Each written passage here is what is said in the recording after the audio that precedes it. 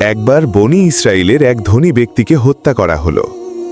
খুনি কে কেউ জানত না। তখন তারা হজরত মুসা আলাইহিসসালামের কাছে এসে বলল, হে মুসা, আমাদের জন্য তোমার রবের কাছে দোয়া করো, যেন তিনি বলে দেন খুনি কে।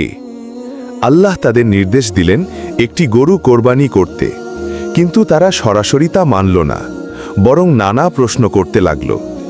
গরুটা কেমন হবে, রং কেমন হবে, বয়স কত হবে, কাজে লাগানো হয়েছে কি না? প্রত্যেক প্রশ্নের জবাবে আল্লাহ শর্ত আরও স্পষ্ট করে দিলেন। গরুটি মাঝবয়সী হবে, একেবারে উজ্জ্বল হলুদ রঙের হবে, যাতে তাটিয়ে সবাই আনন্দ পায়। কোনো কাজের জন্য ব্যবহার করা হয়নি, একেবারে সুস্থ ও ত্রুটিমুক্ত হবে। শেষে তারা কষ্টে গিয়ে ঠিক এমন গরু পেল এবং কোরবানি করল। মুসা আলাইহিসসালামের নির্দেশে সেই গরুর একটি অংশ দিয়ে মৃত ব্যক্তির শরীরে আঘাত করা হলো।